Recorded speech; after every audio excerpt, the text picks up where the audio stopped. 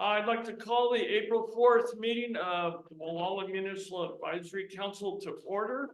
The time is 6:04 p.m. Our secretary will call roll. Okay. Ms. Finley. Here. Mr. Lewis. Here. Oh, sorry. Mr. Mayor. Here. Mr. Hess. Here. Mr. Evans. Here. Mr. Hayward. Here. Mr. Youngling. Hello. Be noted that we have everyone in attendance. Any introductions? Either Deputy Jensen or Supervisor Williams, would you like to introduce yourselves, or not necessary if we all know you, but if you'd like. We all know each other. Thanks for having me. Okay, Thanks for coming. thanks for coming. Okay, moving on. You all received a copy of the agenda. I'd like to look for approval of the agenda as submitted. Okay, May I make one change? yeah, The Mendocino County Planning and Building Services has published a referral since I posted this document. So I'd like to add one more item to the referral list under item number 9. And if you'd like, I can read it now or read it later, just to note that there will be an item 9.3. what's the CDP number? We'll just See, the referral number is U as in universal, M as in mom, 2024-0001 by Redwood Coast Medical Services. 01. Okay, What is UM? It's a modification. Ah, okay. Wasn't there an additional one too, on top of that? I don't know what you're I referring to. think there were 2 additional ones, RCMS and one other one in April. I just glanced at it briefly on the website of the county. These are the And- 3 that I know about, Robert. If there's another one, I'm happy to. I'd have to get online and check, but I don't know, if there was a 4th. The second one under April, I thought I saw. I might have missed it. I apologize if I did, No, I mean, we could just include that too then right away, or no? if you know what it is. I don't know what it is. I mean, otherwise we look like we're being. I don't know what it is. I'd have to look real quick. okay, go ahead and look real quick. Don, you had a comment? Yeah, I just want to let everybody know that we're having a problem with the internet connection for the Apple TV device up there. I've tried to troubleshoot it, can't figure out what the problem is. So we can't display anything up on the screen. So I apologize for that, but hopefully we'll get it fixed for next time. Okay. Do you want to just, Robert, we can just go for a placeholder. That's what I was gonna suggest. I had turned Okay. off my phone prior to the meeting and now it's taking too long to come back on, but Okay, let's add 9.4 placeholder. Your recollection, Robert, is that it's regarding, a Wallala CDP to my recollection, yeah, and I'll verify it here. we'll have a placeholder for CDP, and if Robert's able to come up with that description, then we can discuss it. If not, we'll table it to our May meeting. Any other additions or subtractions? If not, I'll entertain a motion to approve the agenda as amended. I move to approve the agenda as amended. We have a motion by Don. We have a second. Second. Second by Henry. All those in favor signify by saying aye. Aye. Aye. Opposed? Carried. Okay, our secretary sent out the minutes for January 23rd and March 7th. We will take each one of them separately. So our first minutes to take action on is our January 23rd, 2024 minutes. I hope everybody had a chance to review them. Are there any questions? If not, we could entertain a motion to approve them. I don't have a question, but I have a comment. Okay. Love the new minutes. Dave, great job. Hey, thank you. Thank Well, it's working. Perfect, no notes. Right on. Nice and brief. Yeah. Okay. I'll move to approve the January 23rd minutes. All right, we have a motion by Henry. Do we have a second? Second by Dan. Any discussion? Hearing none, all those in favor signify by saying aye. I, Opposed? Carried. March 7th minutes, same thing. You all should have received them. Any comments, corrections? If not, I'll entertain a motion to approve the minutes as submitted. I move we approve the March 7th minutes as submitted. Motion by Don. Do we have a second?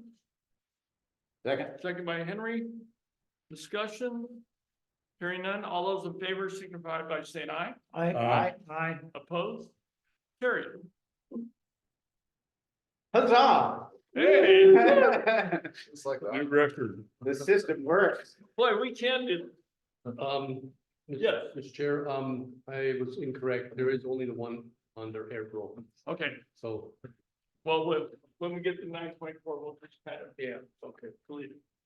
Okay, our crack secretary, we have some correspondence.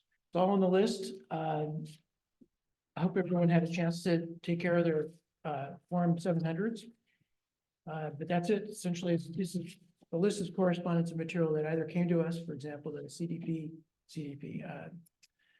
CAL FIRE stuff for timber harvest plans, et cetera, and then other correspondence that went out to the group, generally speaking. All right, any question? Henry? Just a comment, if anybody has not filed their FPPC paperwork yet, just know that the fact that the deadline passed doesn't mean it went away. It's a $10 a day fine if you haven't done it, so. I did it. Hooray! Yeah, I saw Henry, and I was like, oh, dude, but I did actually sign it on the 2nd, but I mailed it this morning. I called the clerk, said, hey, I sent it. Okay. Great. Got it done. I can Got to air my chin. They're not too shabby. All right, moving on to public comments. And I'll read that. A maximum of 3 minutes is reserved for members of the public to address the Wallala Municipal Advisory Council on items not listed on the agenda. And the total time for public input on a particular issue is limited to 20 minutes. The council is prohibited from discussing or acting on matters not on the agenda, but may briefly respond or ask a question for clarification. We have anybody, you see any, we don't have anybody in the audience. You see anybody online? I know we have Ted and Michael, so. Yeah, let's see. Tim Murray, stick around. Tim Murray was here also. Tim Murray, would you like to speak Oh, that's right. during public comment? Sure, I'll just introduce myself. My name is Timmery. Can you hear me? Yes. Yes, we can. My name is Timmery Hamill, and I'm helping facilitate a citizen science project on the Wallala River estuary. And I just wanted to say thank you for all of your attention to dealing with water quality issues in the area there. And I'm hopeful that I may be able to generate some energy to help address some of the 6-PPD, that terrible toxin that is probably getting pushed into the estuary via runoff. So I'm trying to listen and hear and understand where you guys are and how you feel about things so that I can be a better advocate to help. Timmery, what's your last name again? My name is Timmery Hamill, Hamill. And the name of the program is that I'm helping facilitate there is the Wallala River Stream Team. Okay. And I'm actually the director of the California Urban Streams Alliance, the Stream Team, a 24-year citizen science program All right. that's interested in water quality. And I'm a biologist. So I just want to get connected better and understand better how I can help. Well, thank you for joining us and Okay, and I love listening to Meeting Decorum and learning from that as well. right. Thank you. Thank you. Okay, any other public comments? Seeing none? Okay. Deputy Jensen, you've got the floor. Well, good evening, everybody. Well, I hope everyone's staying warm and a little bit dry. I know I've been fighting with the rain all day. First and foremost, when we do see the sheriff, he won't be able to attend this evening as his daughter just gave birth. So we'll just definitely congratulate him on being a grandpa again when we see. So relatively, as far as calls for service go for the southern coastal communities, especially the Walla area, we had a dip in calls for service. I think the weather's kind of pushed some people in. Not very many traffic collisions that I've been aware of or apprised of lately. And just we still have ongoing investigations that I'm working towards and trying to solve some of the issues regarding narcotic sales and things like that in the South Coast. And that's just gonna be a constant deal that I'm trying to rectify. You know, the only thing I ask is people drive safe. You know, we're still a little bit in some winter weather and we're getting some rain, and we just be diligent and try to stay warm. There's a little bit of a sickness running around through most of the community right now, I've noticed, and try to stay healthy at this point. And then if anyone's got any further questions, just let me know. I ask you always continue to reach out to me if you have any issues, and we will address those issues swiftly and quickly as we can. Henry. I saw in the ICO that y'all did a drug return thing today in Walla. Was that sheriff's office or was that somebody else? I wasn't sure if it was prescriptions or illicit.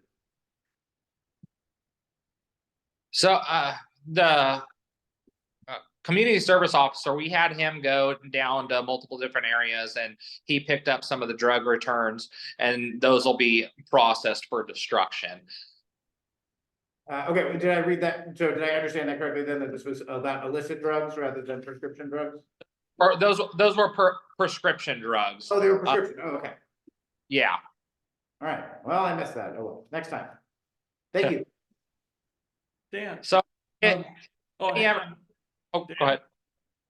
Yeah, any news on the arsons up Old Stage? Or the vandalism and burglaries at the Chevron? Yeah, as far as the arson at Old Stage, if I do recall correctly, someone was arrested, and there was also things sent to the DOJ as well, you know, for physical evidence to further connect that subject to that crime. And as far as the burglaries of the Chevron and all that, that was also the ones connected with multiple other burglaries throughout the county with the Flyers gas station and Hoffman gas station as well. There was numerous search warrants conducted and executed, and a subject was arrested for that as well. And he was actually arrested over in Lake County. Oh, cool. Was there any connection between that and the damage to the one gas pump that dumped a bunch of gasoline? Which gas pump are you talking about? At the Chevron station, a friend of ours went to use the gas pump there, and she put it into her car and the handle came off and it dumped a bunch of gasoline on the ground. And she said they played their security tape back and they saw the person who'd used the pump before her disconnecting the handle. Yeah, so that was something that I do not believe that was actually reported to the sheriff's office. So I have no knowledge of such. Okay. That's weird. That's where is the arson? That's an environmental violation that should have been reported. It's a vandalism and a possible attempted homicide. Are you kidding? Dump a bunch of gasoline? Yeah, I guess if you're smoking. Michael, we have another question, Zach. Well, Yes. the arson. I'm not aware of the Old Stage arson. I believe the one that's in reference is the one that's we commonly refer to as the boathouse. It's on the way. Oh, that's- okay. Two I or three months. didn't know that was arson. I thought that was, you know, operator error. Yeah. Good easy a bit. Boy. Any other questions for our deputy? All right.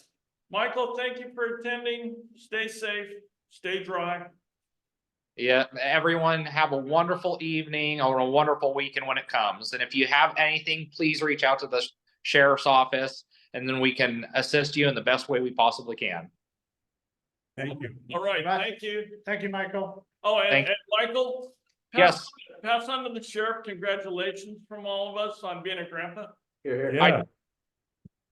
Yeah, All right. Have a All wonderful right, evening. thanks. Okay, old business, item 7.1.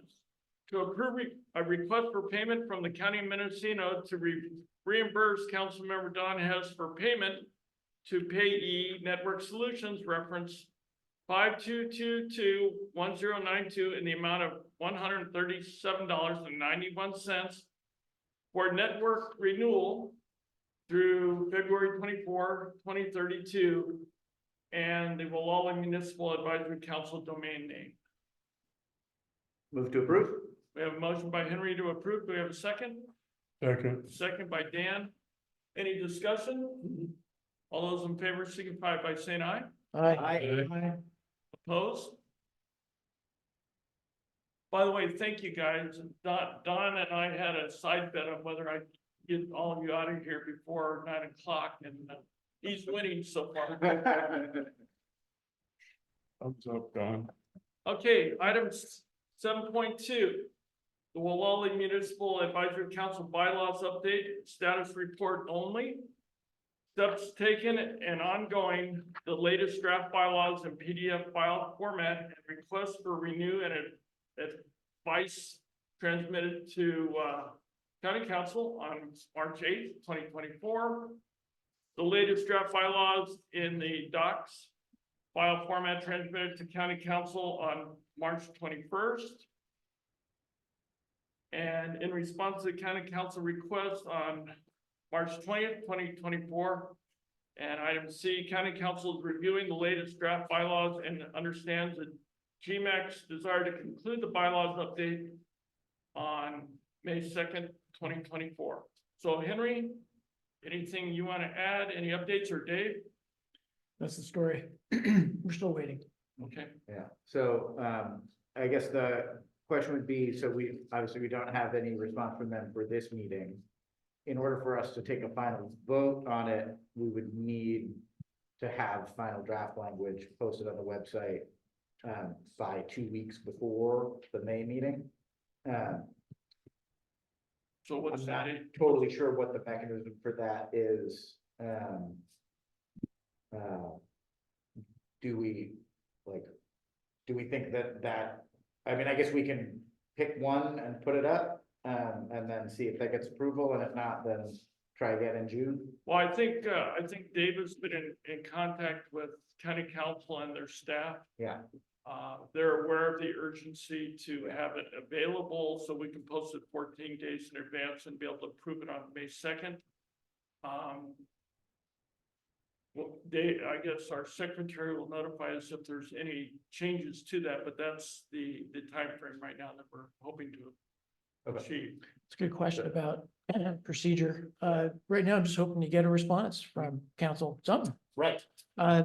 Here's two scenarios, okay? Scenario one, which I think is ideal, is they write me back and say, you guys deal with it. We're good with what you have. Take it up and finish it. Great. That'd be neat. Then we can hash whatever remainder is here. Or they may come back with some revisions. The fact that they asked for a working file suggests that they want to offer some more adjustments. Yeah.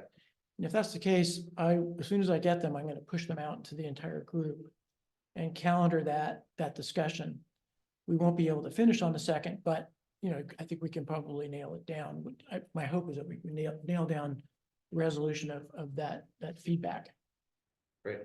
So, a proposal then, if they say they don't have any meaningful revisions that are likely to be controversial, then we put out, if they only have minor cosmetic revisions, we put 2 versions of that up, one with majority for amending and one for supermajority for amending.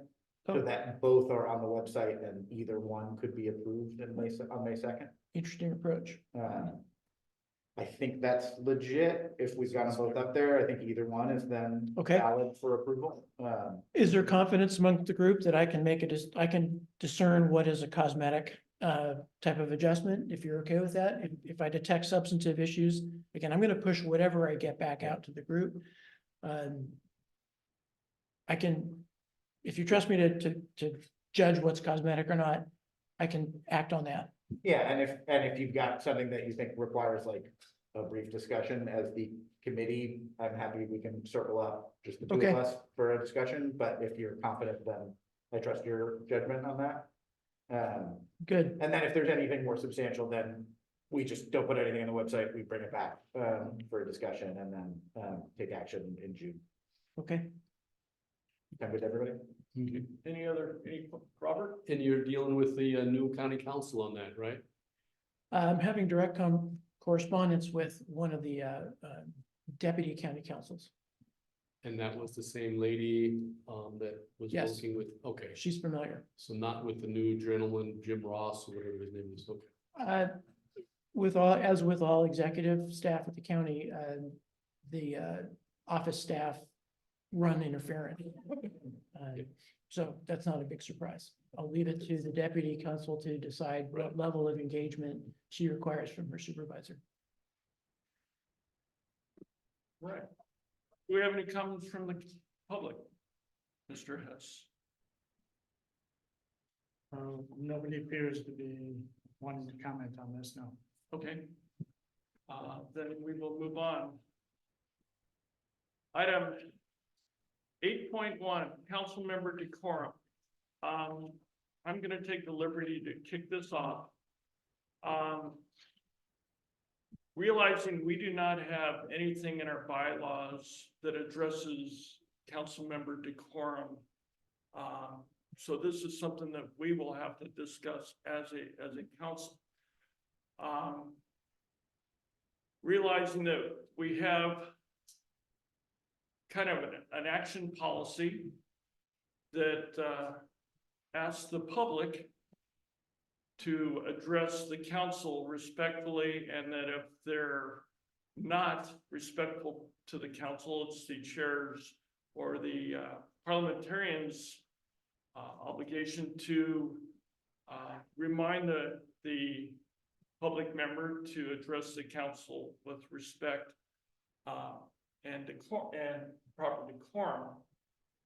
We don't have that in place to address our decorum during a meeting. And last meeting brought that to my attention that we don't have anything that addresses that. So what I would like to do is open it up, not as an accusatory discussion, but more as an open discussion by the council regarding proper decorum that we all should adhere to, because we not only represent our community, but we also represent the Board of Supervisors, and our actions is a reflection of the county and the board as well, because we are appointed by the Board of Supervisors. So I would like to hear from anyone that would like to share your thoughts on what we can do to move forward to make sure that we adhere to a proper decorum and respect not only to the public, but also to our members as well. So anyone who want to jump in, or is it a moot point? Am I just bringing something up that is a non-issue? But I'm opening up the floor. Dan? Oh, I don't think it's a moot point. I think it's something that needs to be looked at. We are, as you said, representatives of the county and Board of Supervisors per se. We serve at their leisure. They appoint us, they can, I don't think the word disappoint, but they can yank us from here. They also get disappointed. I like the word this. They can remove us from this board. But that said, I think it more importantly than their authority is the perception of the public of who we are and how we behave and how we approach the issues that are brought before us. And the respect with which we treat each other and the members of the public, when we're speaking as members of this council. I know people sometimes come to me and say, hey, is the GMAC looking at or talking about or whatever, and I'm always respectful, and even if I think it's a totally ridiculous thing, I'm respectful and treat their questions seriously. And, 40 years of public service has taught me that as a public face, we have a certain way we should interact with people and with each other. I personally, in my work environment, had my life threatened by a police officer that I worked with. And I called him up on it, and I called his supervisor up on it. And I think we shouldn't ever be putting each other in that kind of a position. Okay, Don? Yeah, I just personally feel that it's important that we all treat each other, with a certain level of respect. And that, certain decorum is, adhered to during our meetings, because it does reflect upon the public. We certainly don't want to encourage, the public in any way, shape, or form to conduct themselves in a way that is totally disrespectful and potentially disruptive. We know from experience that in other jurisdictions, they have had some real problems with Zoom meetings and people being extremely abusive and disruptive, with their Zoom connection to the ongoing public meeting. And whoever's conducting that meeting, of course, has the right to cut that person off because it is disruptive and disrespectful. And I would be in favor of doing that here if anybody, through a Zoom connection, started using language that was abusive, disrespectful, that kind of thing. I think we're totally within our rights to do that. So I think, to a certain extent, we need to set an example ourselves as members of a public body in terms of respect for all of us. We need to treat each other with respect, just as we would expect or hope that the public would treat us with respect.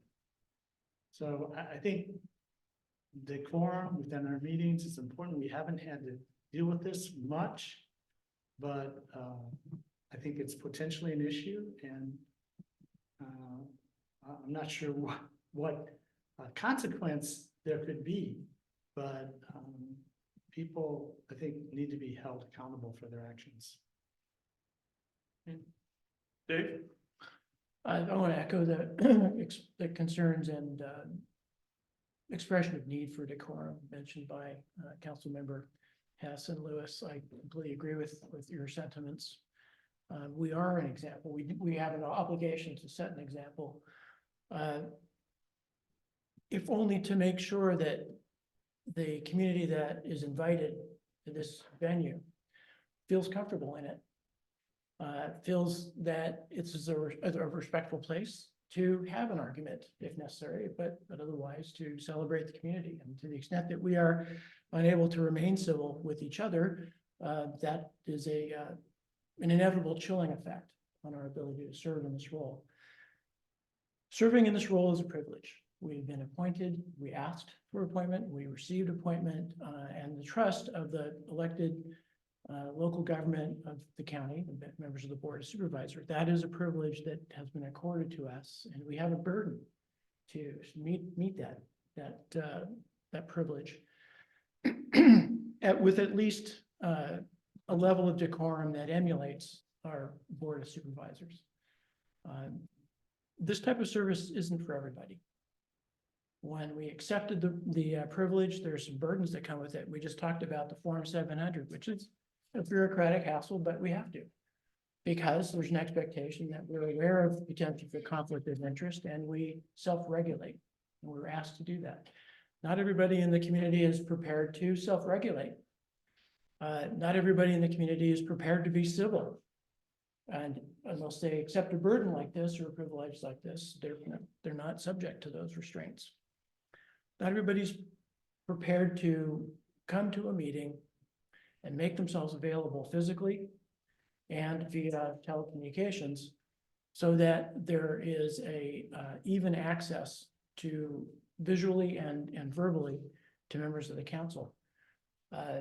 Some of us can't do that. Some of us can't sit at the dais within easy earshot or eyeshot of the equipment and the members of the public who are in attendance. For people who like the idea of being on GMAC, but somehow cannot or will not subject themselves to the limitations and the restrictions of this particular type of service, their inconsistent compliance with that is also a form of lack of decorum. You know, we all took a burden, sit at the seat and be visible and be heard, and to do so in a civil manner with open, good faith discussion and sometimes argument is crucial to the function of this group.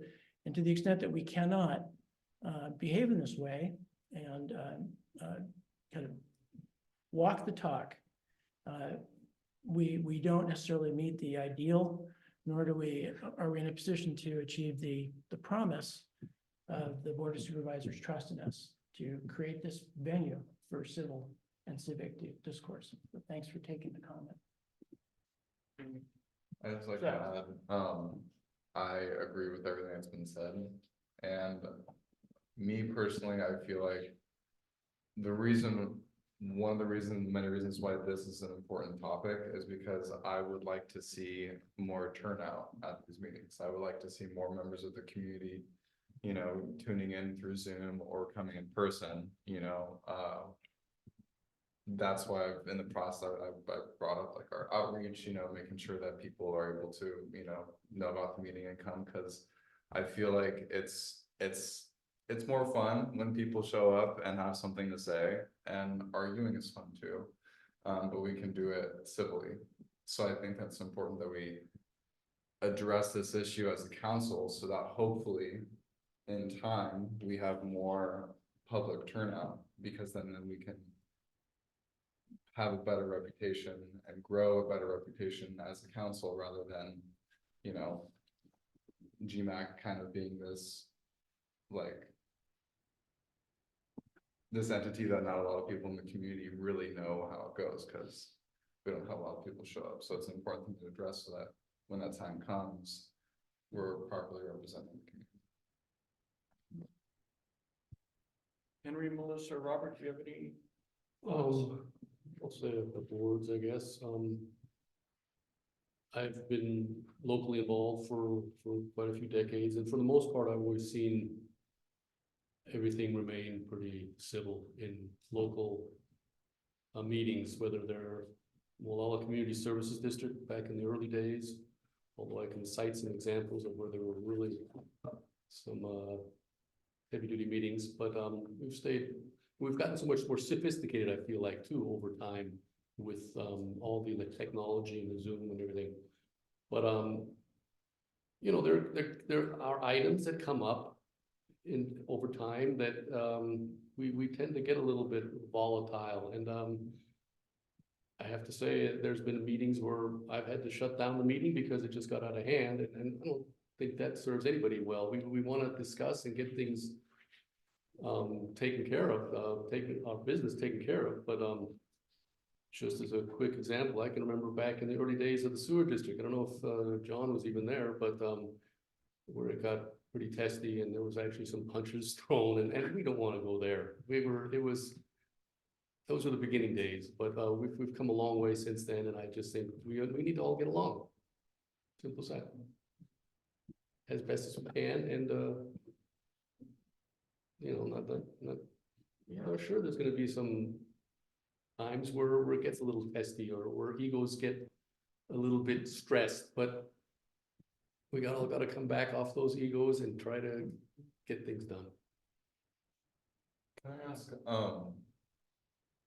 are you hoping to establish a way that we as a council can address a specific incident, like in the future? Or is there something that we need to establish?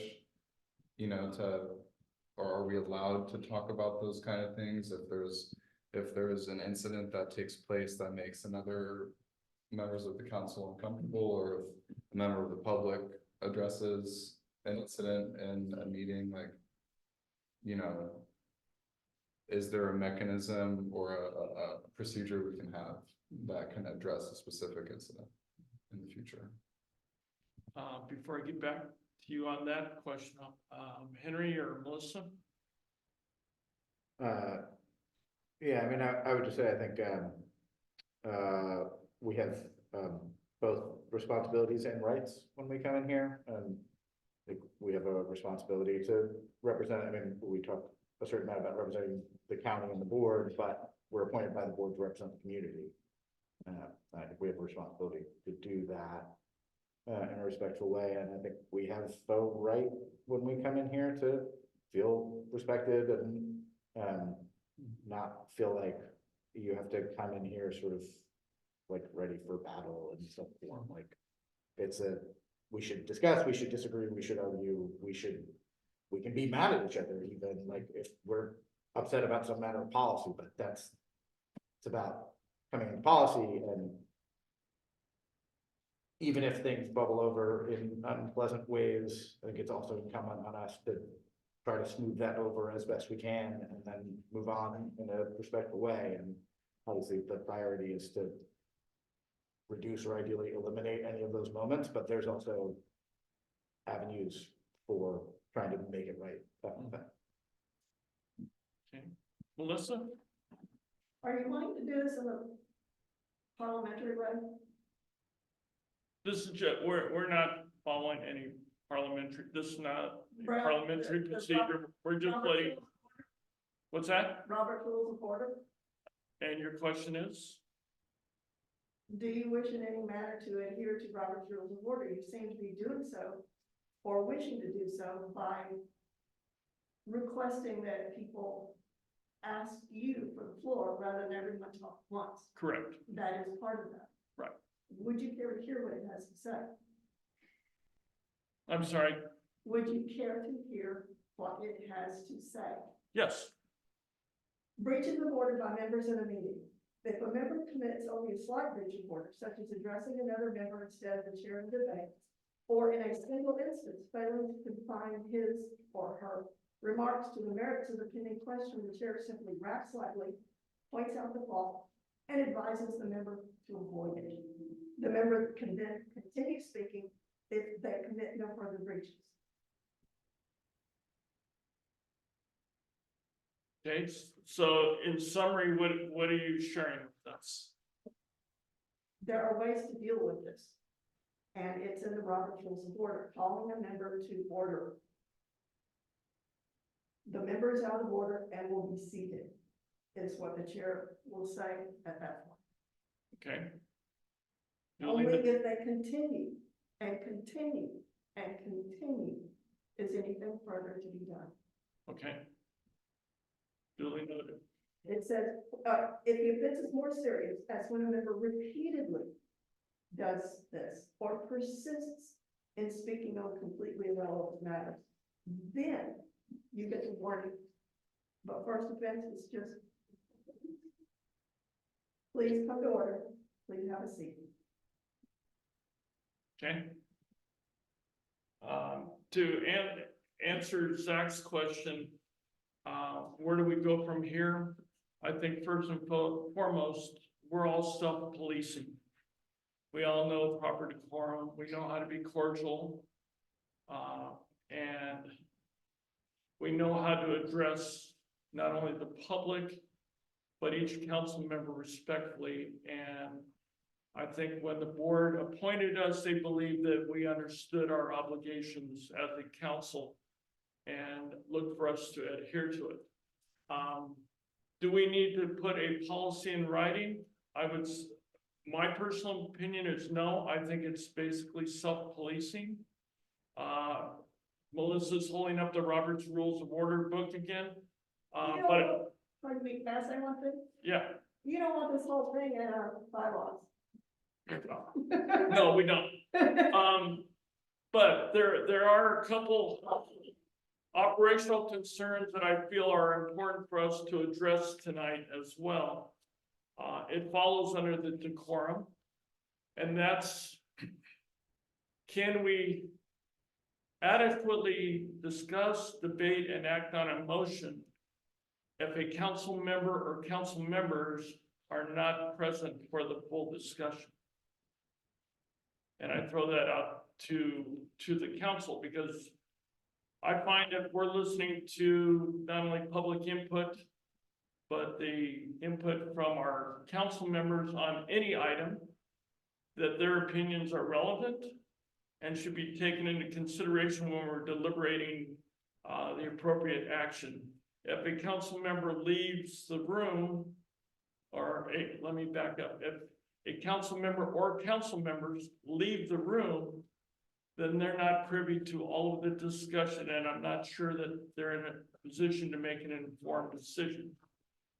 There's nothing in Robert's rules that I believe addresses that.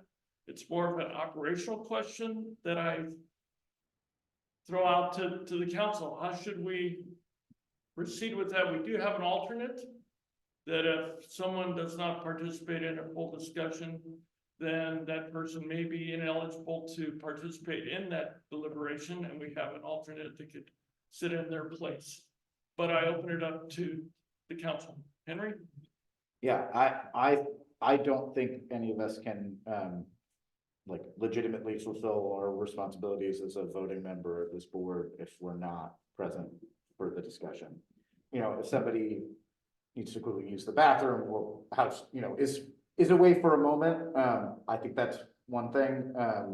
I would be comfortable leaving it to the discretion of the chair as to whether this was insignificant or substantial missing of the discussion. But, you know, I know in US Congress, nobody's there for any of the discussion, and it's all a joke. And sure, technically that works, and I don't think there's anything in Robert's rules that says you can't do it that way, but it's a bad way to do it.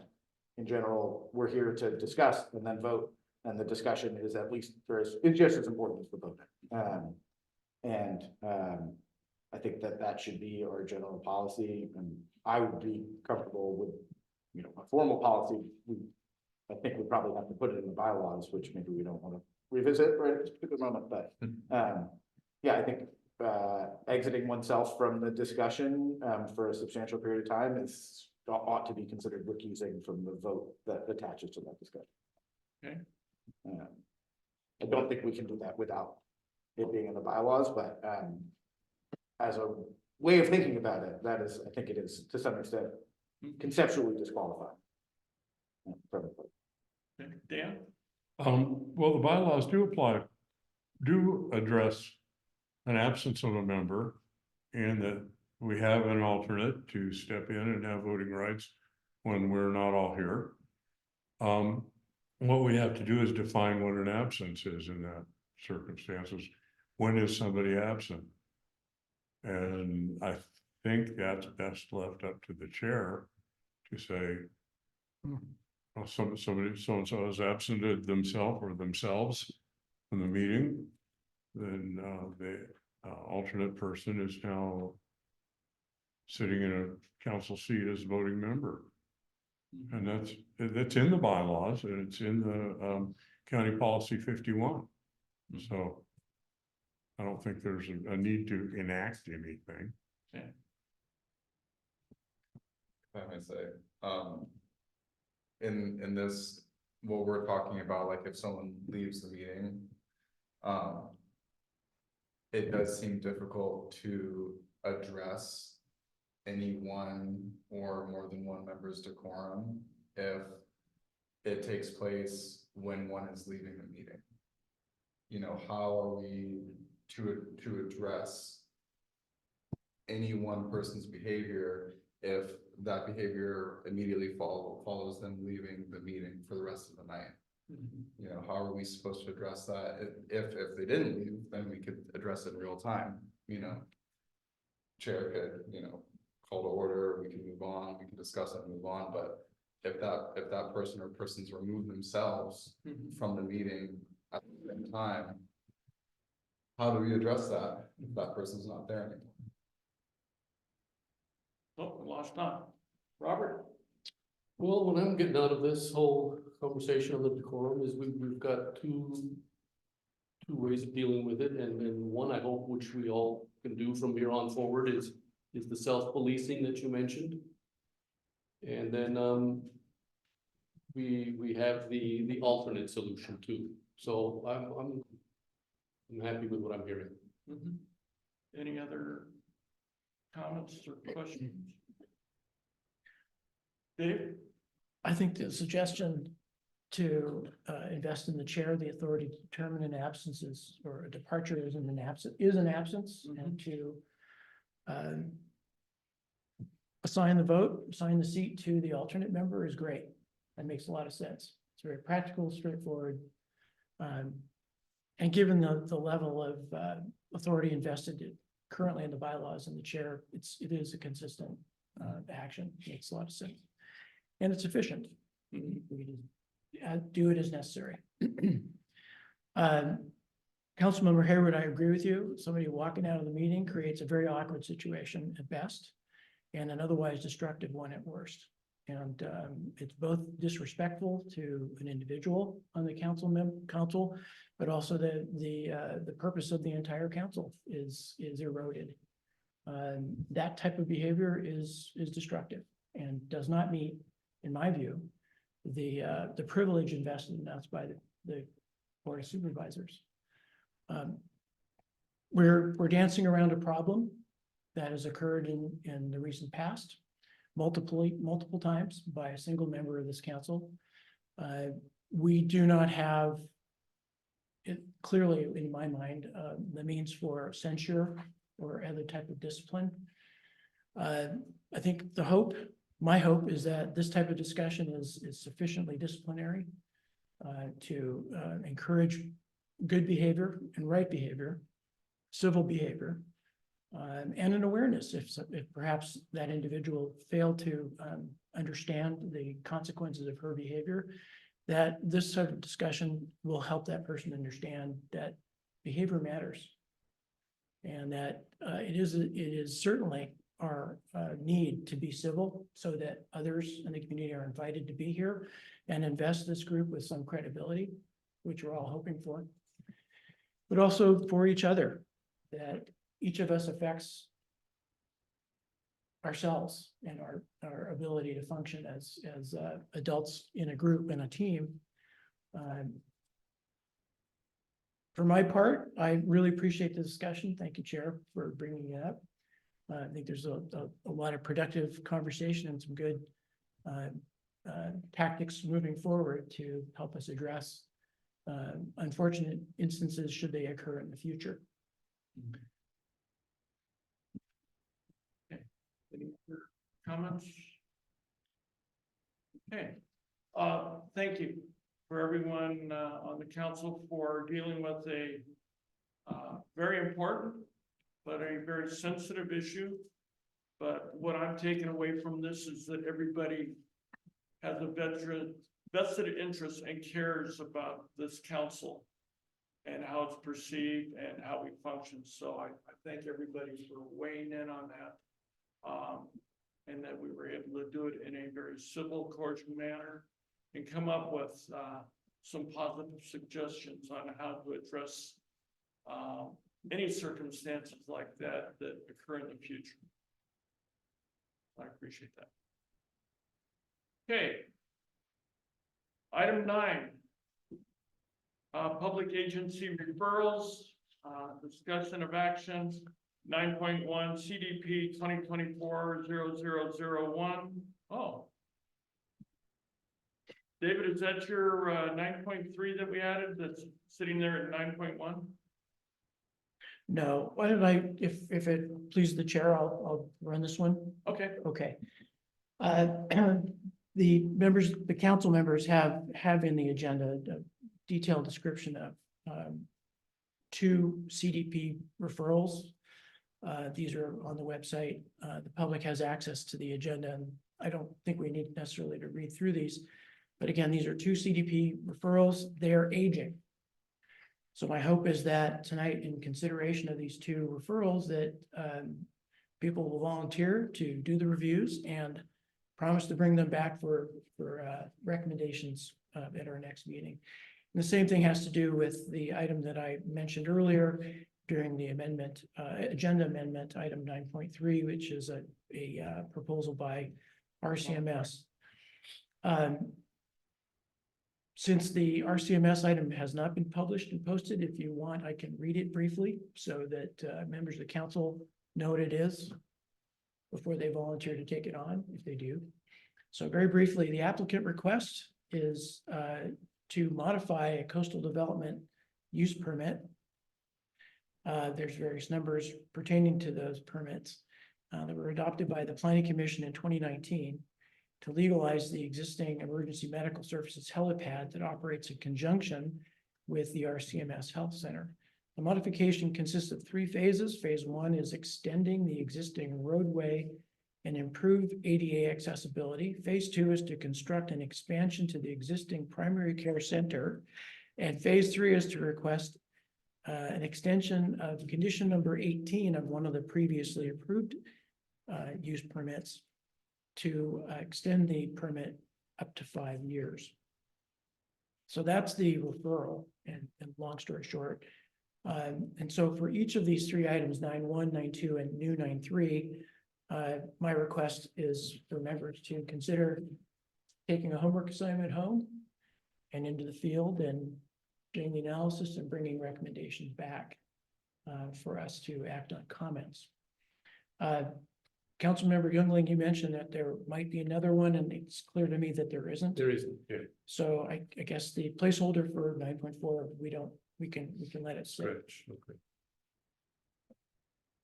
So that's the rundown for item number 9, 3 separate referrals. Okay, Robert? I'd be willing to take on the first one if you want. Okay. Do you want a second for that, or do you want to do it till?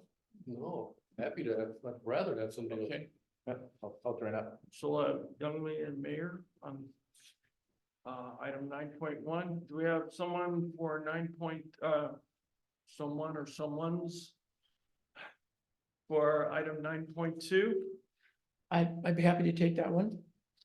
And it's a pretty minor project. I think I can probably manage it by myself unless someone's particularly interested in collaborating on that. Would you like to join him? I was gonna ask, like, I wouldn't know what to do, so it'd be fun to do it with someone. 'Cause- All right, I Okay. look forward to working with you, Mr. Yeah, Hayward. let's do it. Hayward, And it's an after the fact, food, so those are easier. that's what they did for me my first time on the meeting. First thing Robert said was, gee, I think Kevin would be good on that one. And actually it was one that he and I worked on, the DeWolf property was my first one, but it's a great way to get your feet wet. Yeah, So, no, I'm happy to do it. I should warn you, Dave's really slapdash, no attention to detail whatsoever. Okay, I'll make sure to stay on top. Yeah. you Yeah. gotta keep those up. Opposite. Everything I know, I learned from Henry. Ah, and what's the recommendation for 9.3? Well, 9.3 is the RCMS expansion. It's interesting that they're opening up the helipad use permit for for the addition. I just think that's a great technique. I guess the county's going for it. Maybe the commission will as well. It's a major project. It's super important to the community. That being said, I think, members of this council are familiar, given the presentation that was made, and I think made very well. I'm prepared to take that one as well. I think so that it's probably good to have, again, a partner on that. Do that. Want to do it with me? Sure. Great. Okay, so we have Councilmember Spock and Lewis on 9.3. And I'm gonna just, I will reach out and keep you in loop. I'll reach out to the applicant and the planner, so you'll see some correspondence with me, and I'll do the same. If you want, I'll take the lead on that. Yeah, sure, just let me know. And I'm gonna ask for a site walk with them. I'd like to understand how things lay in the. lay Yeah, in the field. absolutely. You gotta do that, I think, in this case. Sometimes it's okay without, but if it's okay with you, I'll also ask for a sidewalk. Yeah, please. Okay? Well, thank you, guys. Gal, John, May I of course. address? Well, it's up to the chair. is it on this item? If not, I have a spot for you on public comments. 9.3, Okay, which I don't see on the agenda. we added it. Added at the beginning of the meeting. And I heard David Bach saying some things about it. I just wanted to say that the county had promised to fix the issues that they had with forbidding the helipad. Mhm. And to this date, they have not. And I don't know if you folks remember George Rolanche, who was Mhm. here for a bit. He was also spearheading the RCMS helipad project with the county. And he told me a week or so ago, hearsay, I'm sorry, that the county had not come through with their fixing the issue, whatever the issue was with getting it. So I'm not sure where you guys are and what this 9.3 is dealing with. Right. We'll go ahead and reach out, to the county, through staff and through our supervisor and see if we can kind of get some historical information on that and see what the status is, and we can report back at our May meeting if not sooner. That would be great. This part of the problem is that was one of the first tests that would be quote unquote the town plan and its zoning, and it failed miserably. So, I look at this as, well, we didn't do so well with the town plan. How are we gonna fix it? And I don't know if the county really wants to fix it. Well, let's reach out and talk to the appropriate people and, see if we get some answers. Good. Thank you. And that will be on your minutes, I guess, for this meeting, even though it's not on the agenda now. Right. So your posted agenda will not have 9.3. We will do a final agenda. It will have, Yeah. good. Yeah. And we'll also have the minutes will reflect any action that the board has taken this evening. Thank you. Just as a brief, I noticed you asked Melissa a couple times to repeat. And I have hearing aids on it, and I don't hear very well. So of this group, the one that I can hear the best is Kevin. I'm sorry. Dan was fairly good. Zach was mediocre. Robert was much lower than I can pick up everything. I have not heard Vaughn speak tonight, but I'm sorry, David has a low voice, and I almost heard nothing of what he had to say. I'm sorry that I don't have better hearing aids, or you don't have a better recording system that can put that on your on your YouTube, that I can hear better at home. And so I know it's a sideline, but from what I saw, excuse me, Henry, the mask really muted your voice. Yeah. I'm sorry. Okay. Don, you had a comment? Yeah, John, regarding, listening and hearing the voices of the different members. It should be a lot better than it used to be. And I don't know what meeting you're referring to in particular, but several months ago, we introduced this new system with microphones. So there's 4 microphones here now. And it's doing, I think, a fairly good job of picking up people's voices. Yeah. Maybe not perfect.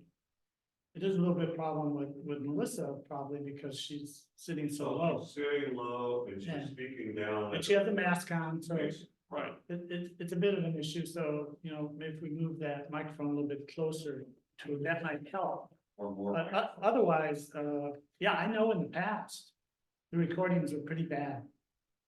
And certain members you could hardly hear at all. And that was before we had these microphones here. Those, it's not a perfect system, but it should be a lot better than it was, in the I past. wondered if you're still looking for more improvements in it. That is. The only thing, ideally, that we could probably use is one more microphone for the audience. Out there. I mean, when you were talking, I could hear you. When I put these on, I'm hearing what the recording's recording, Wow, so. okay. So, and I could hear you even though you were somewhat muffled a little bit, but it's that microphone over there that's picking you up. So if we had one out there, it would require some slightly different equipment configuration because I only have room for 4 microphones here. I only have connections for 4. So that could be an issue that would be more ideal. Henry? Yeah. We're pretty far afield from the agenda at this point, but sorry, I will try to speak up. But we will work, we're kind of a work in progress. It is so much better than it was before, and you made a really good shot at it. I just am one of those few older guys that can't hear very well, and even with hearing aids, not too good. Well, that's part of our requirement is to make sure that we address hearing impaired issues, that we provide adequate amplification for people. I am the worst of the worst, so maybe you don't want to use me as an example, I'm sorry. Well, I think that makes you a good example. I was gonna say. yeah, that's- exactly. That's a good metric, Yeah. Is there such thing as a better hearing aid? Or, Get better. or do you have the best there are? This is the most expensive. Okay. That's all I was. We'll talk after the meeting, isn't it? Yeah, thank you. Okay, any other items under 9.0, 1, 2, and 3? Hearing none. Any public comments, Don? So I don't see any on Zoom. Okay. Committee reports. 10.1, Bauer Park renovation, Lewis, Mayor, and Evans. I've got some stuff to share, but I'll go to Lewis and Mayor first, if you have anything. Go ahead. Yeah, I don't know if, I don't know what the distribution list was for this. If people want it and didn't get it, I'll send it, but yesterday they sent out the survey responses, for the park survey. Not gonna go through all of it right now, but it's interesting to see. If anybody doesn't have that and wants it, I'm happy to send it to everybody, after the meeting. Yeah, we'll do. Okay, I had a chance, along with John Bauer and the rain. We walked Bauer Park as they did a pre-construction, pre-bid meeting with all of the interested parties to do the tree work up at Bauer Park. We had some nice weather and then it poured on us. But I would say, and John can correct me, but I think we had about 14 contractors on site. One from Santa Cruz, one from down in Santa Barbara. We had people from all over, plus local contractors that were interested in walking the project and bidding on our tree project. So I think the county is going to have a good representation of bids that the county will be able to review and award a contract. Everybody looked very interested in doing the tree work. They asked a lot of really important questions to address that. So yes, I'm looking forward to that. The county staff did a great job in their presentation, along with the landscape architect contractor. So we're moving forward. And that's my segue into Saturday, April 6th, 1 o'clock. If you do not have anything to do, I would suggest going to the Wallala Arts Center. It's going to be a great presentation by staff, but they are set up to take public feedback. And I think this is our opportunity to respectfully address staff and share what we believe are going to be our priorities for that park. This will be our one shot.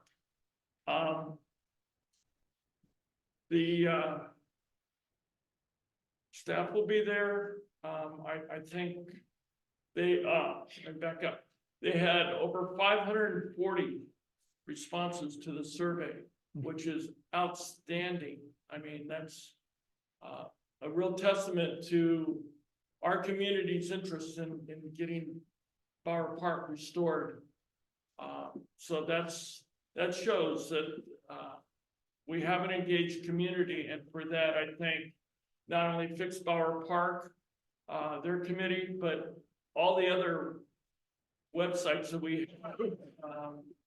I know Dan's posted some on the website that we really got the word out, and so I'm looking forward to a really nice turnout. Realizing that this is just phase one, it is going to be addressing the tree issue. They identified, and John, correct me if I'm wrong, I think they identified 300 trees that they're going to be taking out. They also put the caveat on it is if a contractor is out there doing their work and they see a tree that is not tagged, but is either diseased or dead, they can contact the county right away, and the county will give them a verbal to be able to take the tree out. So it's not going to be bogged down in a process. If they see a hazard in a park, they're going to address it right away. So that's great. That will take care of phase one, and our input will really help with the design and development of phase two. Any questions, Zach? I heard that out of the however many trees, that there was one redwood that they flagged. I was curious if anyone knew which one it was, because there's redwood roots that are affecting the basketball court, and there's redwood roots that are affecting the tennis court. Right. I like the idea of if they were to remove any of those redwoods, that would be wood that can be processed and salvageable for Bower Park itself, you know, to build fences or, you know, reconstruct things. So I was curious if anyone knew about that one redwood tree. I thought they would clock a couple more, you know, in those two areas, but. They probably have. We didn't go around and look at every single one of the tags, so there could be other redwoods that have been identified. But that's a great idea. I think because of the time factor, I think the contractors coming in, their scope of their work is basically to cut the trees down and mulch them, and remove any trunks that are too big to put through the mulch. You're going to haul them off. But I think it's more about time is money and trying to salvage one or two trees. I'm not sure, but that's something you could ask them on Saturday. Any other questions, Henry? Yeah. Henry and then John. I assume the architect will also be at the meeting, or is it just county staff? No, it'll be the landscape architect as well. Great. And park staff. So they should have a good representation there. And they're planning on a really nice, and I know Dave can kind of allude to it too, because we had a pre-meeting in preparation for the April 6th meeting. And we had a chance, Dave was representing MCRPD and I was representing GMAC, working with staff and the consultant.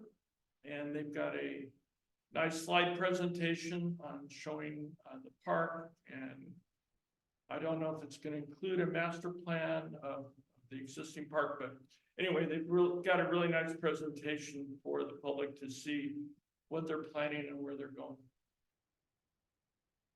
Right on. I covered it, John. Yeah, perfect. John? Yeah, one thing was made clear by the county, that meeting, I think it was on Thursday. Was not a mandatory meeting. Right. So if a bidder didn't come to that meeting, that did not exclude him from bidding on the project. Right. So, and I wanted to make sure that was clear, because I think you understood that, but you didn't necessarily say. Right. That's a good point that, yes, The it other- was an optional meeting. The other thing that I saw was, I think they said every pine tree goes out. I don't know if I heard that correctly, but that would be a question to ask, at the meeting on I'm pretty Saturday. sure that that was the goal, to get rid of them, plant something else that can be a little more, safe Mhm, as it ages. mhm. And they also talked about, ladder fuels and things like that, so, you know, contractor may have some additional work there, and I'm not sure how that's all going to fit in the world. It is a prevailing wage job, Mhm. Yeah. so whoever bids it must have those conditions met. Right. I was kind of surprised that they left 45 days to do the project. That seems to be quite a bit. The other part was, you know, there are gonna be certain trees that have to be dealt with certain ways. Mhm. They're not gonna be easy trees, they're gonna be tougher to deal with, and so I'm not sure, you know, how that'll all fit together in the architects and the county's, bidding group. But it looks like they're willing to do changes if changes do need to happen. I was kind of surprised that this is the first phase, and I guess because of the hazard of pine trees, of which I can attest to, the first or second year it was open, a pine limb that weighed probably 3 to 4 pounds fell in the middle of one of those picnic tables that was full on both sides of land close. It just happened to miss, so close. And if that were to continue, because the pine trees are still there, I would not feel that we did an adequate job. If we need to get rid of them, I think we need to look at the ladder fuels to make the park a little safer for fire. And, not sure what else the county wants to do. But, I know they're gonna do utilities, they're gonna, you know, revamp some of the paving, they're gonna do some other things in the future. But this is the primary safety and, that they're trying to get done. It was supposed to start construction started as of April 1st, and I think the fall teams decided they were gonna do one game on the 6th.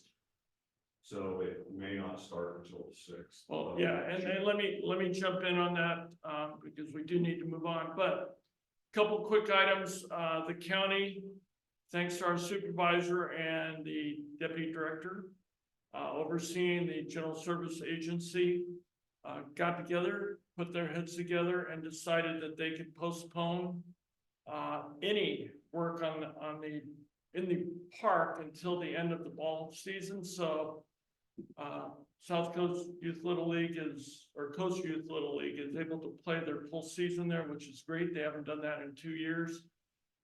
They're also aware of the restroom, and John, I passed on your information. There is a leak in the restroom that is basically close the bathrooms, so that they're probably gonna be porta potties out there. I reached out to the county to see if they can pick up the price tag on that, in the interim until they get the restrooms fixed. But I do know that the county is looking at, reaching out to you to identify the water source, where the leak is, and get that repaired right away. So, I think that's not a very difficult job. right, It's just we need to kind of know where the lines go, and then we can start to do some digging, probing, investigation. Typically, I find most of the leaks in water lines are sharp turns. yeah. And where it comes in and out of the resident's house or structure, Mhm. and also where it goes into the ground got meter. So it was a high priority look first. All right, Yeah, I think that should be no problem. No one has contacted me yet, so maybe they like to do that soon. okay, excellent. Any other comments on item 10.1? Okay, hearing none. On to item 10.2, CalTrans SR Wallala Downtown Enhancement Project.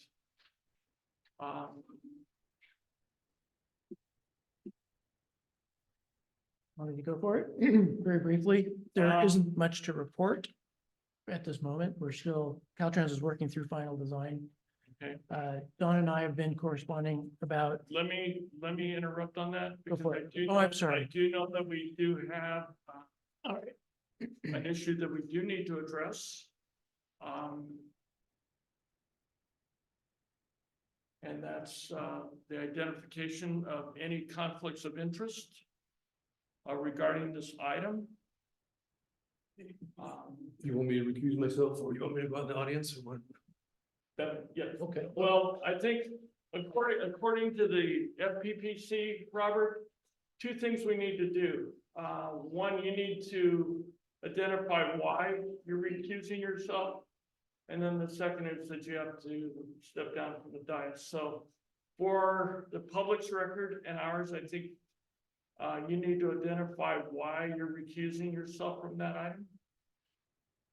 I'm a minority property owner within the Steetscape project.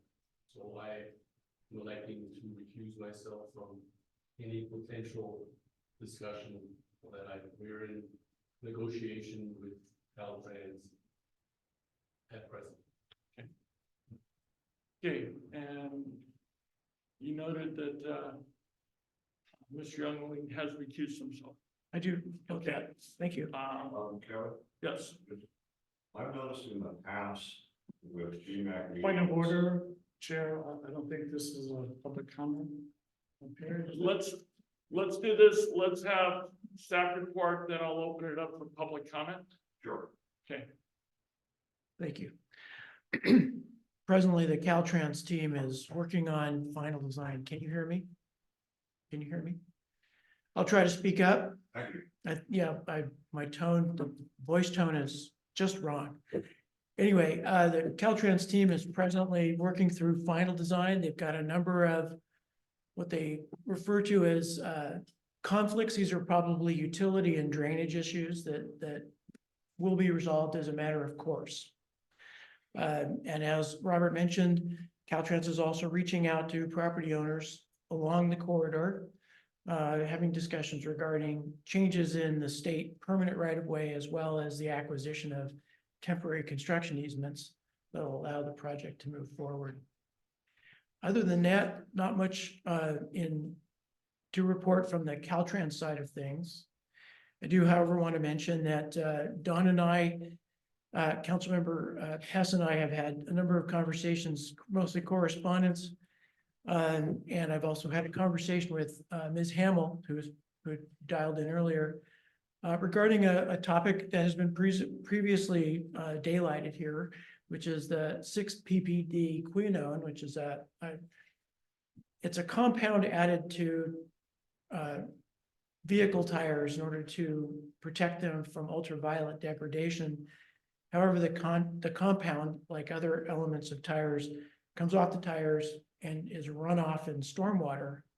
And when that compound gets into the estuary, if it goes very quickly and is not attenuated in some fashion, it's highly toxic to salmonids, both coho, salmon, as well as steelhead. And this is it's an emerging scientific topic. It's been fairly well investigated in the state of Washington. It is now a known issue of concern in the state of California. Caltrans is aware of the issue and is presently involved in efforts to evaluate best management practices to be deployed at a programmatic level throughout the state. However, it is a work in progress statewide. Again, Council Member Hess and I have discussed ways to engage the Caltrans team in a way on this topic that enables the Streetscape project to move forward expeditiously on schedule and in budget. As we have things to report and progress, we will definitely be bringing that back to council for further discussion. Don, did I cover that accurately? Yeah, Dave, I think you did, Okay. this, I would just add that to me, this is an important issue. We have an opportunity with Streetscape one time, to hopefully get this right in terms of mitigating the runoff problem, in particular with this one chemical that is absolutely deadly to salmonids. This has been proven in a number of studies in Washington State, as Dave mentioned, so I think if, hopefully CalTrans is working expeditiously on some type of solution to mitigate this problem. And hopefully that solution will be implemented for our streets. Thank you. Okay, any questions by council members before we ask for public comments? None? Okay, John, you have a comment? So I started to say something that related to the excuse of someone who may have a conflict of interest. And this particular subject, similar to 20 years ago, I guess when GMAC had some education from county council about what would be a conflict of interest, and those members who were at the community center excused themselves from the meeting completely when there was a potential conflict of interest. So they didn't hear any of the discussion or anything else that had to do with a potential conflict that they may have. And I don't know whether that's fair to Robert or to be here and listen to the discussion. Maybe okay. I'm not sure whether county council felt that that was a better way to definitely exclude any potential for it. So that was just, Okay, sorry. I didn't get to feed it in the beginning. sure. I've been to your meetings, a couple of them, and I've said what I was mostly concerned about is that CalTrans is taking from the street all the potential parking spaces along the frontage on the street. There will not be any.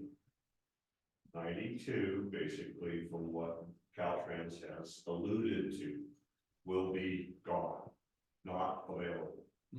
And you guys know that there's only one place that is kind of set aside for parking at the south of the View Restaurant, Breakers. And that has been convoluted by Breakers, View customers and other people coming into town, which may not be a visitor looking for a place just to park for a few minutes, but more of someone who wants to walk the trail and spend hours out there and occupy a parking place that other people could cycle through. But there are no long vehicle parking places, and that would include PG&E trucks and telephone trucks with or without trailers. The enormous number of contractors that run through town with a trailer will not be able to park in town. Where are they gonna go? And I try to bring this up to you guys to see if you felt there was an issue here, and maybe it's a way to kind of work some mitigation for the loss of the parking. CalTrans has stated town plan requires no on-street parking. And I think that was a big mistake in the town plan, but I'm sorry, that's my view. What they didn't say was, we are going to mitigate the loss of parking that you currently have, even though it might be non-conforming to the town plan. And we'll give you some more parking or something else in its place. That never occurred. And so I feel as though we were run over. A lot of the businesses were run over. And I had a discussion with one of the businesses who owns a pizza place in town, and he was pretty upset. I said, come to the meeting tonight. Yeah. If you don't, you know, you're not gonna be heard. And that's part of the problem here is that we still have a long way to go. We do. And there's a lot that has to happen in a certain fashion. Sure. And I don't know that they can make it in 2 years, you know, to have this construction start. I'm hoping that there's more to this than, town plan says you can't park in the street, so why? Right. Also, with, I think what David just indicated, there's some potential pollution products that can run off the street into the drainage, which feeds its way into the river. And there may be something that CalTrans may have to investigate to see if they can improve that. I know that there's plain, areas where they hope to have runoff go into natural grassy or vegetated areas that will absorb and remediate some of it, but I don't know how that's going to happen. Okay, And, well, you know, still a long ways to go. yeah, well, thank you, because now your comments are on our audio record, and, you know, anyone who wants to hear the pros and cons on that discussion, have that ability to listen to that. Any comments or questions from the council? Zach? Is there a current diagram of what the plan is that I can find? I try to look on the GMAC website. I don't know, do we have the current plan from CalTrans? Cause I've been wanting to see for myself, like what it's going to look like. And, you know, the parking issue that John brings up, you know, yeah, I mean, I don't like the sound of that, and I'm not a huge fan of bicyclists, so I'm like, why do they get a lane? And we can't There are park, hundreds so, of people who you know, do not Okay. listen to GMAC and do not know what's coming. Sure. so I just like to look if Okay. it's available. Do you have a response to, do we have some? Yeah, I think the last, plans that we were able to, review from CalTrans was at that meeting, last year. I think it was May or so, we had a meeting at the Arts Center. Everybody remember that? I think that's the latest plans, and do we have them on our website? I'm not sure that we do, but, Or does CalTrans they very well may be at the Caltrans District 1 website. Now, I have another response though to Zach. You know, on bike lanes, you're not gonna get sidewalks. It's all part of the active transportation program. Caltrans does this everywhere. No, sure. So we're getting bike lanes. So. No, I mean, you know, that was my own personal thing, but like, it would be a shame to not have, to lose a lot of parking, you know. The bike lanes are not the issue for parking. Yeah, the coastal commission says there's no parking on everyone, but, sorry. I should not weigh in, I don't think this is the right venue for the conversation. We do have on the website, it's buried. But there is a version that what they had available April 17th of last year, which I don't think there have been a ton of updates since then. That at least is there, but it's in the meeting agendas and minutes. And it would, I think, behoove us to put, there's the resources bucket as well, and I think whatever the latest updated version is, we should put in resources. I can try to dig that out and send it to you to put on the website. Absolutely. Well, with the new website, there'll be a place for a lot of information about Streetscape and be easy to get to. Yeah. And that, we'll talk about that in a minute.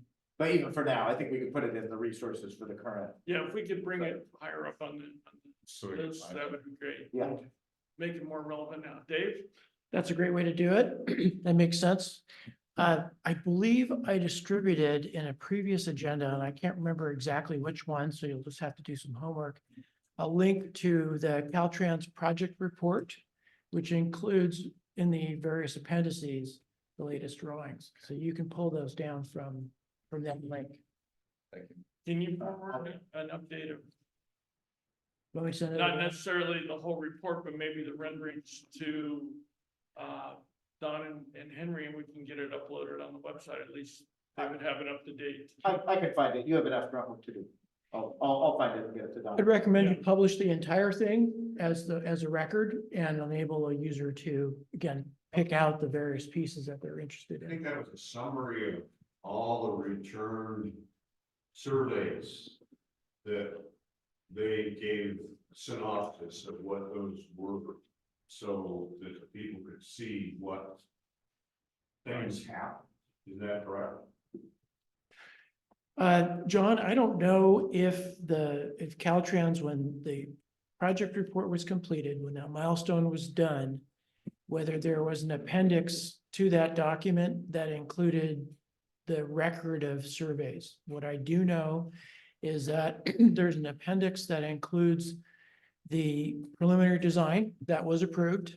That's the latest and most authoritative, as well as the environmental document. So that's the record. So if we're looking for, what's the latest that CalTrans is working from, it'll be a part of that project report. It was quite a bit on the environmental document that didn't get looked at. That was basically I want to say a negative declaration. Okay. There was nothing that was addressed. We need to move on, but yeah, if you have any questions, I would say sure contact Dave. And any other council questions, comments? Okay, that item's closed. Welcome back, Robert. Okay, item 10.3, the Walla Community Center reconstruction and master plan. Okay, update the rebuilding committee and the board identified a committee to interview general contractors for the project. The interviews have been completed. We had 2 local and 2 out of town general contractors that participated in the interview process. I can tell you that all 4 were well qualified and could do the job. So we're very lucky that we've got a good selection and a good representation. What's going to happen is right now the general contractors are going to submit based on the 90% design drawings. I don't think they're 100% yet. They are 100%. They have the 100% package. Okay. They're going to be submitting their bid estimates as part of the consideration process. So we're hoping to have a general contractor identified before the end of this fiscal year.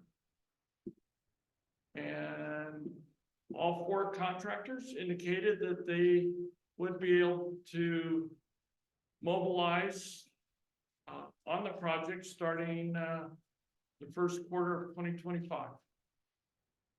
And depending on who you talk to, it could be a 1-year to 2-year project. But with that being said, things are happening and we're really excited, and all 4 of the interviewees shared cost-saving ideas as well. So that's going to be a benefit for our community. But I think that's where we're at right now. I haven't gone anywhere there. Let me go here first and then I'll come to you, John. Any questions from the council? On that? Okay, public comments, John? Right. Question for the community center board. There is a set of, I think, drawings that was developed by the architect. And are those out for public review? Not yet. Not yet. Right. So I probably can't comment. Okay. What we're hoping to do is, once we get a general contractor identified, And we're pretty comfortable with the plans. We're gonna do a public launching of the project, complete with renderings and a model and the plan. So we're looking at launching that probably sometime in May, so the public can see exactly where we're at. And at that point in time, I don't want to speak for the board, but at that time, we would probably be looking at launching a capital campaign as well. So, I understand that this is a tremendous capital need. It isn't gonna be very light on cash availability. well, that's good, and I don't want to enter into a lot of dialogue because that's really between you and the board, because I really can't speak on behalf of the board. But all four of the applicants felt that it was important to work with a nonprofit group in developing an affordable price tag, Yes. one that can be achievable. And I think that message was clear by all four of the general contractor applicants. And I know Dave sat on that interview panel as well, representing GMAC and the rebuilding committee. Do you have anything to add? Great summary. No, I don't. So, yeah, I think we're headed in the right direction. Dan? Just for clarification, well, the community center is a public benefit nonprofit corporation, right? Correct. Okay, thank you. A 501c3 to be specific. Yes. Okay, hearing none, we will move on. 10.4, the local coastal program and town plan update. David or Don, because I know that Don's pretty much engaged with the grassroots group as well. That's great. I think we should add Don to the team here. Are you okay with that? Well, we talk about team, what do you mean, say? The local coastal program and town plan update team. To be part of the committee. How many are on the committee right There are about 10 of me. So that would encourage me too. Are you okay? But you don't, no pressure. You don't have to. It's not necessary. But anyway, Pressure. no pressure. Aside from that, Don, I welcome working with you on this.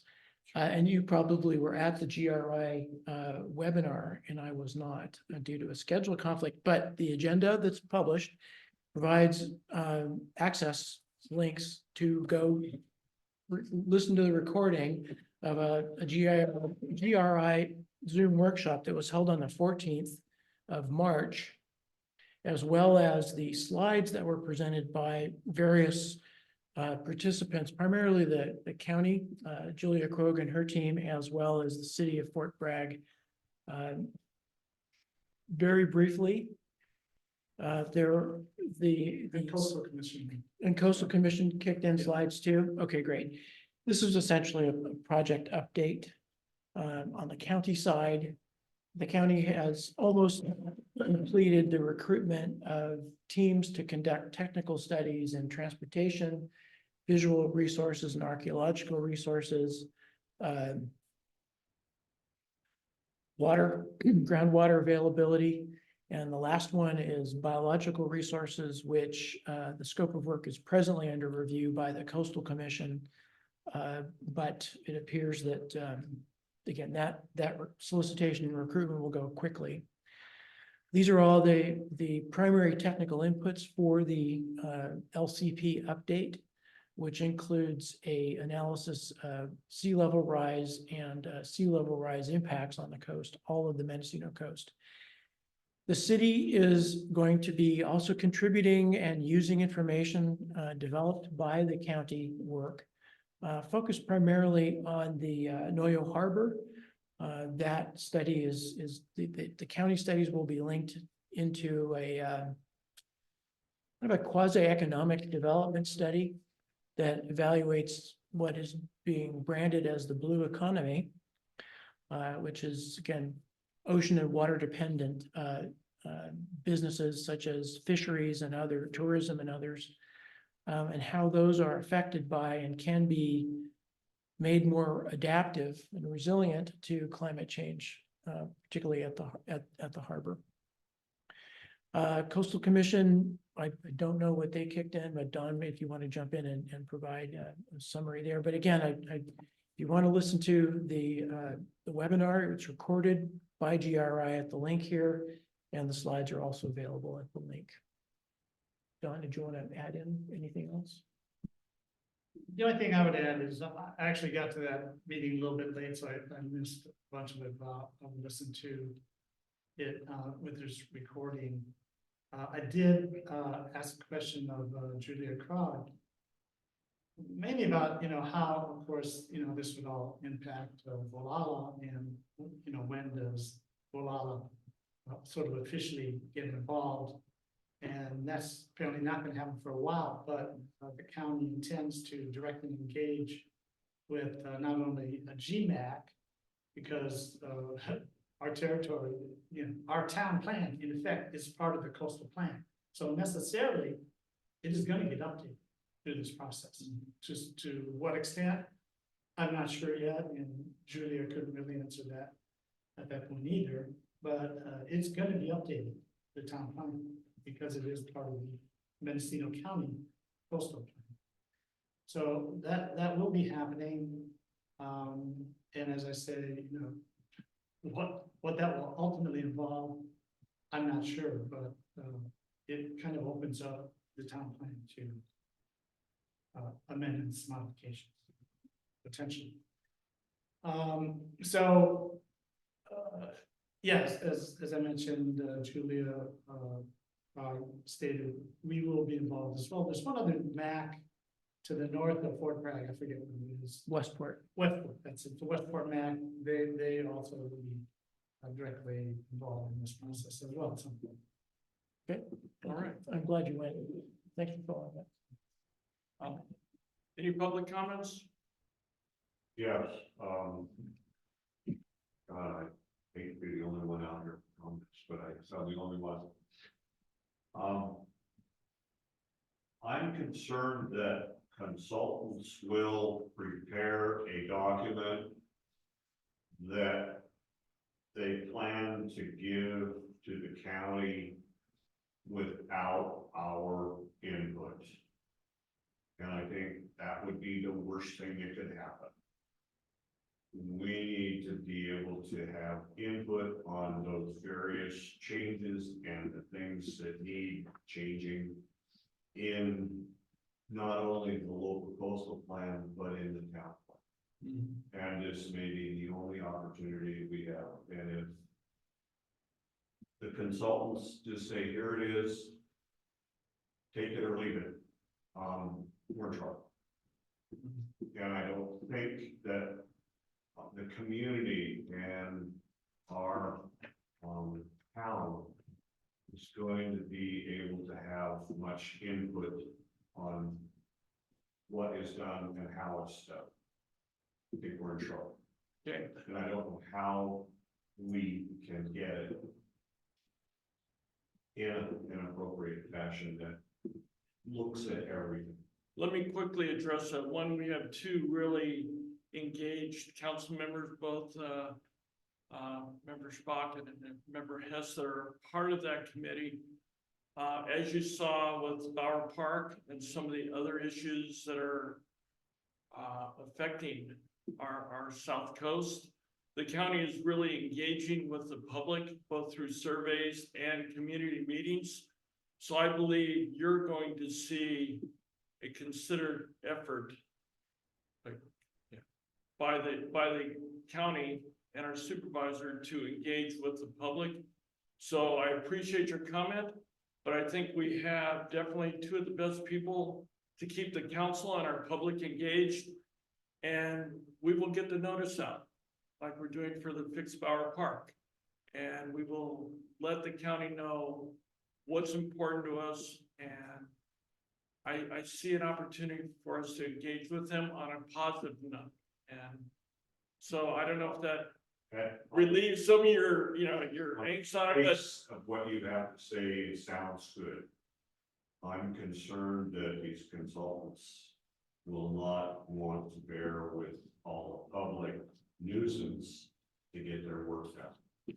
I don't think, and I don't want to engage in a lot of conversation here, I don't think they want to reap the blowback from the public if we're not engaged. So I think, we're going down the right path. Our board of supervisors and staff are working with us to engage, and we're getting numerous communications from staff at all levels regarding all of the major issues going on in our community. So I personally feel comfortable with it, and I believe we're headed in the right direction. So I would ask, is there some method to keep the public informed about what's going on, so we can go to a website or have information available to us from the consultants and from the county on, you know, how these things are working? I know that consultants have been chosen already, I think 4, and there may be a lot more. Mhm. I think what Don is preparing, and that's item 10.6. We're really looking at upgrading our website to make it more user-friendly and more informative to the public. So when we get to that item, both Don and Henry probably have a good presentation on that, and you'll find it informative. One more comment briefly. Yeah. Are you comfortable using the internet, John? You know, I can get on the internet and look at things, but I don't really, I'm not comfortable trying to do a Zoom or something else, the public expression. And you're comfortable using the county's website? Have you gone there and looked at stuff? I haven't really negotiated through it much. It was a month and a half ago. Okay, well, that's a good time frame. In the last month and a half, not much has changed, so it'll be familiar to you. You navigate yourself to the planning services Right. webpage. And you'll see a list on the left side of your screen that will include long-range plans, including the LCP update. And you navigate to that webpage, and there's a place on that page to register your interest as a stakeholder. And you'll receive email correspondence and updates from the county about document releases, events, meetings, and the rest of it. So I encourage you to As connect with the county. As those staff meetings come along, that may be a golden opportunity for the public to visit with staff and talk about the things that staff is presenting. Exactly. Okay. Do we have any comments from the public? Mr. Hess? Not that I can see, no. Okay, moving on, economic development, I don't have anything, but, Robert, do you have any update on the Redwood Coast Visitor Center? That's the right term, right? River Coast Visitor Center, yeah, I got together with VMC and Sonoma County Tourism on behalf of River Coast Visitor Center. And we had a Zoom meeting on March 20th, I believe it was.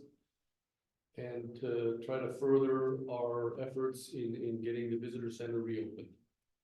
So in the meantime, since that date, we had the Zoom meeting, Sonoma County has it together a little bit more, but their tourism, Sonoma County Tourism were up to visit Wallala and had a look at the visitor center. Mendocino County hasn't been able to make it down yet. I'm going to go down in April 18th, I think it is, to look at the other visitor centers in Sonoma County and continue to work on trying to help get this visitor center back open again. And eventually we'll, as we can get more and more work done, we'll try to revive the Chamber of Commerce part of it too, and see what we can do to get more commerce going again. So. Any questions, Dan? Robert, is it Sonoma County Visitor Center, the one in Bodega Bay, or? Yeah, everything south of the river would be Sonoma County Tourism, SCT. Okay, And yeah. Bodega Bay is down there. You ever stop at the one little one, the visitor Oh, yeah. center in Jenner? Yeah. Yeah. Really cool. They're in It's Jenner. actually very good. Fort Ross is one in a way. So trying to get back in the fold. All right, any other questions? Thank Any you. comments from the public? On Zoom, no. You're doing a great job. Is there, yeah. Under item 10.6, website, social media, telecommunications, community broadband access. Hessen Mayor. Any updates? Okay, well, unfortunately, I can't report a great deal of progress in the new website, but, this is what I'd like for us to do. And I'd like to ask, Henry and Kevin, the two of you, to join me in a Zoom meeting in, say, around 2 weeks. That is the middle of the month. And so during that Zoom meeting, we can go over the status of the new website. And, you know, so I can get your direct input. I can't do anything like that tonight because I can't display it.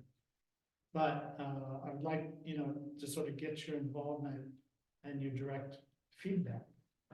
And it's not gonna take long, maybe an hour, you know, Zoom meeting, but it shouldn't be that bad. The other thing I'd like to ask both you, Henry, and Kevin, to provide me with a password that you want to use. And I'll set you up on the existing website and then also on the new website. And then once you log in, you can change your password if you wanted to. Yeah. But at least that way the two of you will have an account as well as an account. I think that's sufficient for potential backup or, you know, whatnot. So that's how I'd like to proceed. That also would provide me with some more encouragement. I know I've got this meeting in a couple of weeks, you know, to make a little bit more progress so we can go over that, you know. Yeah, absolutely, and if it takes more than an hour, don't worry about it, you're putting in, plenty of time on this, if you want more of my time, I will be happy to use it. Okay, so I'll send you guys an email and then we'll arrange. I'm retired, so I got lots of time. We'll arrange a mutually convenient time. Yeah. Okay. I know, so that's pretty much all I have to say on technology. Okay, any questions? Just a compliment. Thank you. Yes, thank you.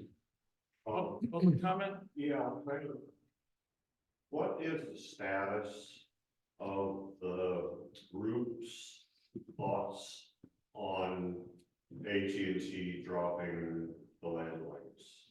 Is there some discussion here? Because I've seen in the last month, we lost the 911 capabilities completely on our landlines. And it was down, I think, for 4 days. And phone company finally came back and talked to me yesterday. Oh, thanks a lot. This was almost a month ago. If that was a 911 issue, try dialing 911 to see if that would work. And of course, I'm not going to dial just because I want to find out if it works. I would say that's not an agenda, well, two things. One, it's not an agendized item. And two, I think that what you're looking at is the individual thoughts and comments by the council. And I believe you can reach out to any one of us on a one-on-one and kind of get our input on that. But I don't think right now is the appropriate time to really discuss the AT&T issue. Don?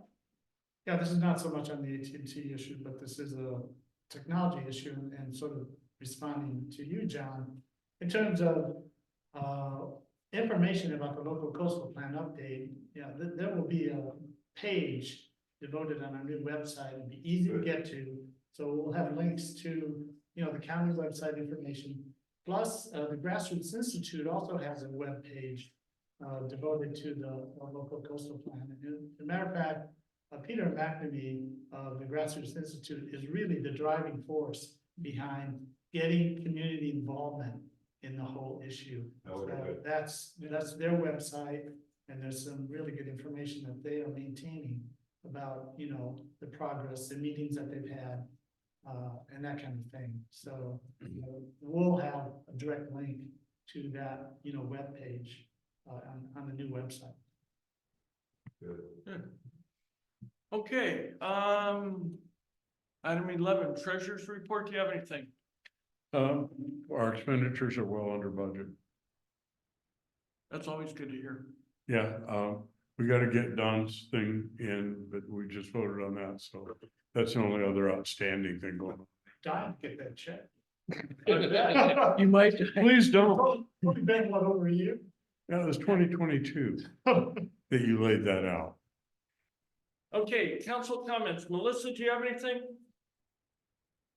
No? Henry? Dan? No, Dave? No, thank you. Robert? Not at the moment. Zach? Nope. Don? No. Wow. Okay, well, I have one. Why make it easy? And I'm gonna point at John Bauer. He contacted me earlier today and brought up a question that I since kind of contacted Dave Spock as well. The work that they're doing by Bakertown, and they put the K-rail in, I'm sure all of you were either stopped by it or have seen it. One point that John Bauer pointed out is that there really isn't a pedestrian area for people to walk from the north side to the south side of it without being forced into the traffic lane. Or the traffic trying to avoid it going the other way. Or, yeah, so, with that, after speaking with John, I contacted Dave and he's gonna reach out to CalTrans and just see if there's something that can be done to provide a protective barrier, some sort of protective barrier for pedestrians, because we all drive that route and we see a lot of people walking. They walk their dogs, they walk into town, they walk back with their groceries. So we really want to make sure that we make it safe for the public to be able to go through there until that ravine is repaired. But I wanted to let John know that, yeah, we are looking into that. Thank you. That's just the one area that it's obvious that it could use some assistance. And is this a good time? Probably not. Because this is an emergency, probably done under some sort of emergency funding. But they also found that the culvert's bad. So they're gonna replace the culvert across the highway. And obviously, we have a water main that feeds downtown, everything from Sedalia through the mobile home park south to the art center. If they get into that, we're done. Right. And so we had discussions with Reggie's foreman there today. And I'm hoping that we can make sure they're safe with those monster excavators. And that they do a nice job, and if CalTrans sees fit to make that a nice walkable side, a little bit more away from the box drive, that would be wonderful. But I don't know if they're gonna see it. But I thought, gosh, you guys should know that, and it would be a good discussion matter for tonight if we knew they were coming in and starting work today. Right. Yeah. But we didn't know that, so. Well, we'll kind of stay on top of it. I know that Dave's gonna be talking to CalTrans, and if he feels that there's anything that needs to be brought back for our attention, we'll agendize it for the May meeting. There was no indication that they were gonna start on this, was there? Oh. Until about a day or so ago, I started seeing at the straightaway north of town, a bunch of riprap being dropped off. Yeah. And that was all we saw. What you need to know, the USA was out until Monday to underground service order to locate the water. Yeah. Holy crikey, there was no advance, not even a nice little note in the ICO. If you want to go to downtown Malala from the ridge, please don't go down Pacific Woods through the construction zone. Go around Old Stage. Right. The traffic there today was horrendous. I have never seen that much traffic in and out, in and out, in and out. It was noon, obviously. And that might be something for the ICO to take a look at and maybe just talk to CalTrans and see what the extent of the project is. How long is it gonna be closed and what mitigation they're taking to accommodate traffic. Okay, Considered an emergency repair, right? Yes. I don't think so. Melissa, you're up. It's adjournment. Do you want to move for adjournment? I'd like to make a motion that we adjourn. We have a motion. Do I have a second? Second by Henry. All in favor, signify by saying aye. Aye. Thank you. It's 8:04. You guys, what a great meeting. Thank you. Yeah. Is this a new record? Recent record. Kevin, thank you for bringing that up.